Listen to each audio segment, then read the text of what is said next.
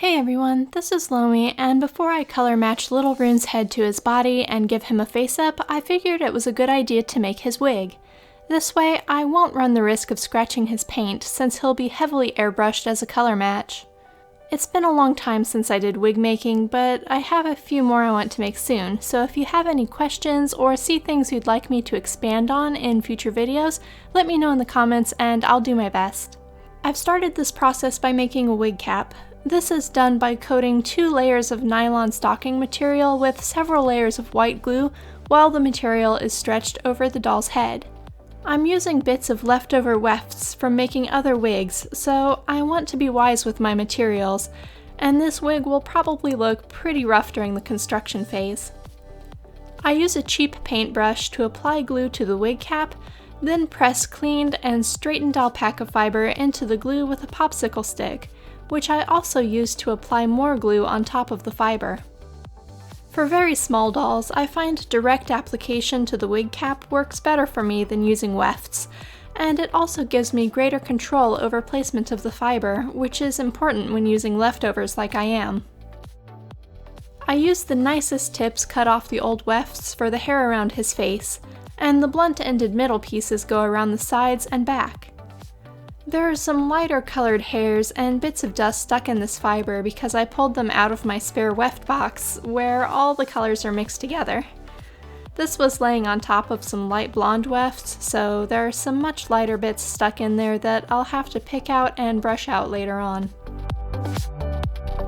The actual process of making the wig is very simple and repetitive, just placing hair in glue and gluing it down, and then waiting for each layer to dry to the touch so I can apply hair above it. Since this is a quarter scale doll and so has a very small head, I tried to keep my layers of fiber thin and spaced out so the wig doesn't become too bulky. That means I'll ultimately use 3 levels of hair plus the locks at the crown that cover the glue.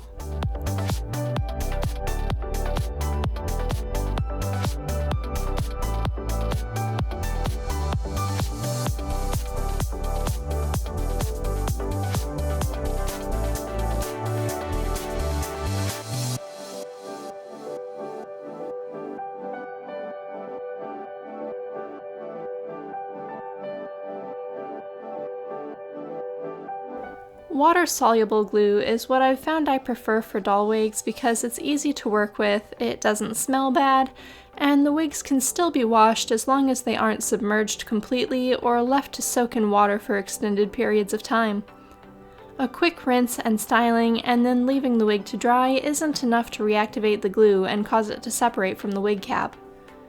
It's also nice because it dries more matte than waterproof glues do, which means if some of the glue ends up being visible, it's not typically very noticeable. So that makes it a much more forgiving medium.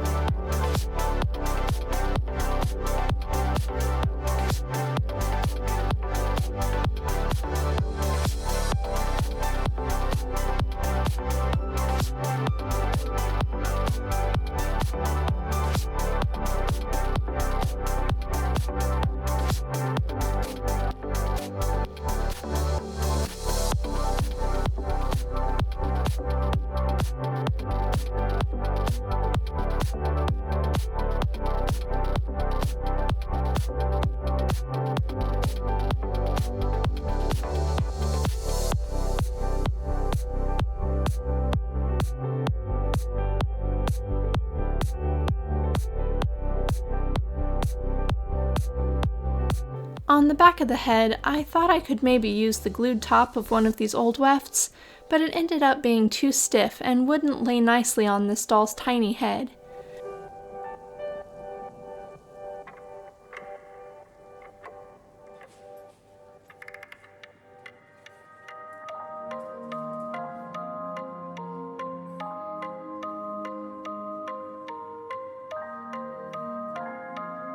I wasn't happy with it, so I pulled it back off, wiped off the glue, and decided to keep it for the parting at the crown of the head.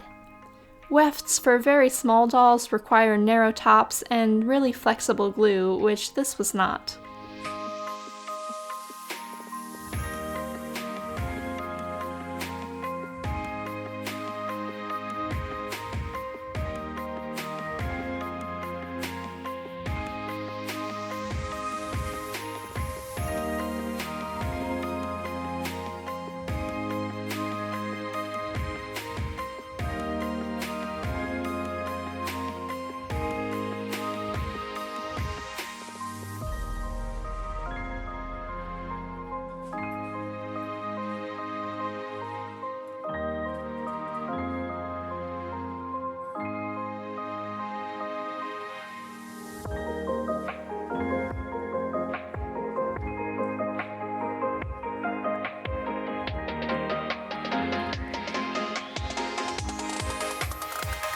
Between layers of hair, I let the glue dry about 20 or 30 minutes.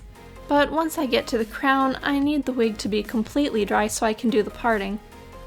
I didn't really want to waste my work time, so while it was drying, I started styling the lower layers.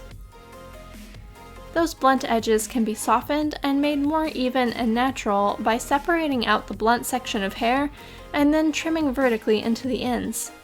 I like using thinning shears for this instead of haircutting scissors because I find it gives more randomized and natural looking results. I use the same method to shorten sections that are too long because it helps keep the wig looking soft.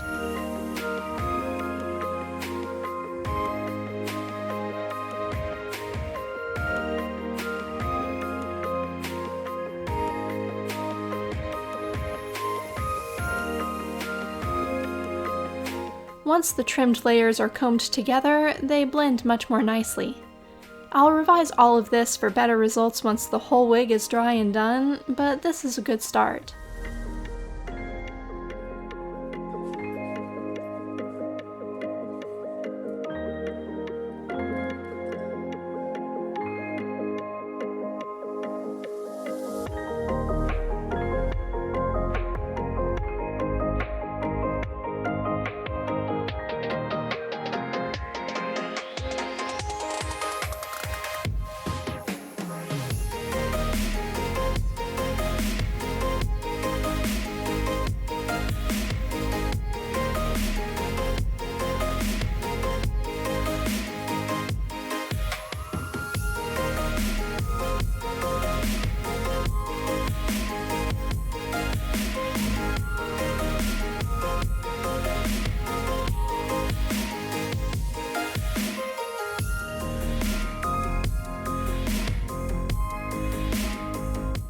After the wig has dried for a few hours, I pull it off the doll's head, remove the plastic wrap that keeps the wig from getting glued onto the doll, and use a craft knife to cut a slit into the peak of the crown.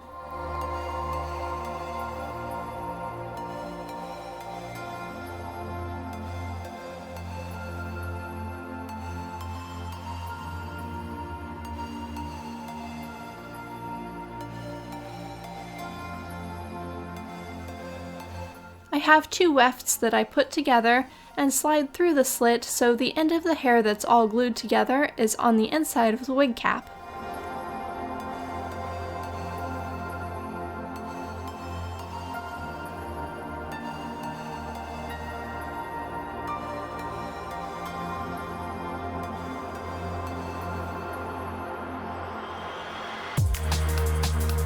I spread some glue on the inside of the cap and press the wefts into it. It takes a lot of glue to make them stick, but once they're laying decently, I spread glue over the top of the wefts and put a little more stocking material on top to protect them and also protect the top of the doll's head.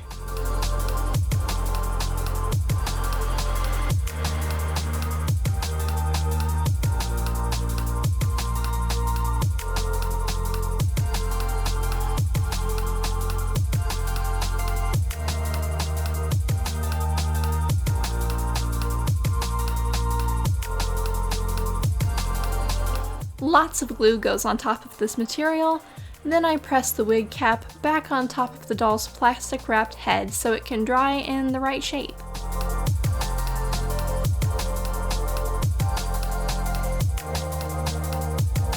I spread out the hair and smooth it all out, lay it in the directions I want it to go, and use a hot curling iron to press the point where the hair comes out of the wig cap nice and smooth. A flat iron works for this too, but mine doesn't open wide enough for me to use it this way. Now I can comb all his hair and do all the final styling and trimming to remove hair that's too long, or finish smoothing out blunt sections where I used trimmed hair.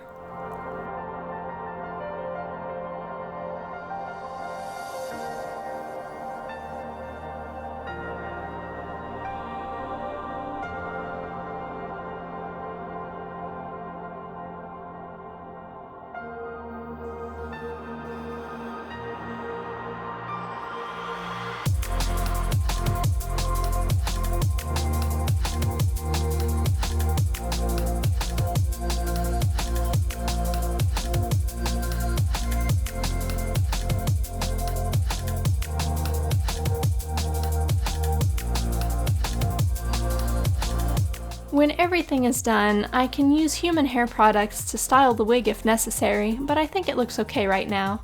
I might use a little water to smooth it a bit more and trim it further to frame his face once his face-up is done, but overall I think it turned out pretty well for what's mostly just an evening project.